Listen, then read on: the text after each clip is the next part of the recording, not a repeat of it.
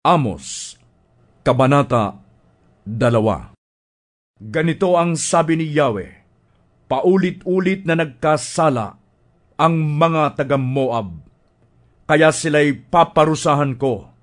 Sinunog nila at pinulbos ang mga buto ng hari ng Edom.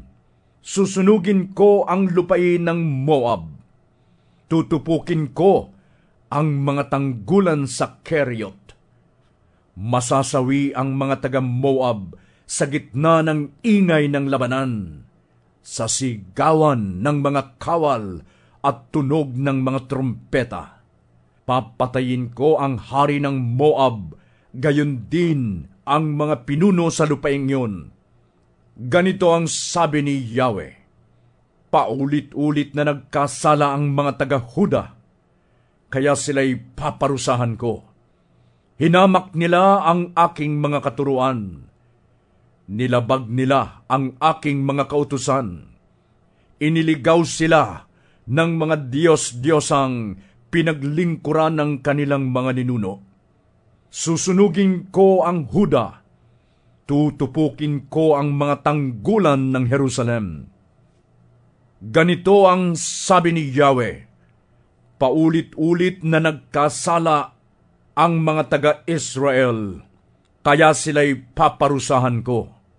Dahil sa suhol, pinarusahan nila ang mga matutuwid at ibinentang alipin sa halagang 1 pares ng sandalyas ang mga taong hindi makabayad ng utang.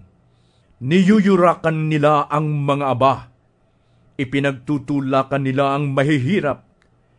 Nakikipagtalik ang mag-ama sa iisang babaeng alipin.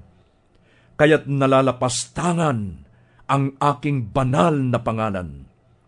Ginagamit nilang higaan sa tabi ng alinmang altar ang balabal na sangla ng isang may utang.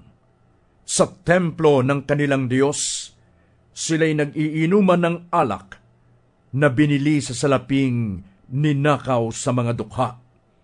Nagawa pa nila ito sa akin matapos kong lipulin ng mga Amoreyo na kasing tangkad ng mga punong cedar at kasing tigas ng punong ensina. Pinuksa kong lahat ang mga ito alang-alang sa kanila. Inilabas ko kayo mula sa Ehipto, pinatnubayan sa ilang sa loob ng 40 taon, at ibinigay sa inyo ang lupain ng mga Amoreyo. Itinalaga kong propeta ang ilan sa inyong mga anak. Ginawa kong Nazareo ang iba ninyong kabataan. Mga taga-Israel, hindi ba totoo ang aking sinasabi? Ngunit pinainom ninyo ng alak ang mga Nazareo at pinagbawalang mangaral ang mga propeta. Kaya ngayoy, pababagsakin ko kayo sa lupa, gaya ng kariton na di makausad sa bigat ng dala. Maging ang matutuling tumakbo ay di makakatakas. Manghihina pati na ang malalakas. Maging ang magigiting ay di rin makakaligtas. Walang tatamaan ang mga manunudla. Di makakaligtas ang matutuling tumakbo. Di rin makakatakas ang mga nakakabayo. Sa araw na iyon ay magsisitakas maging ang pinakamatatapang.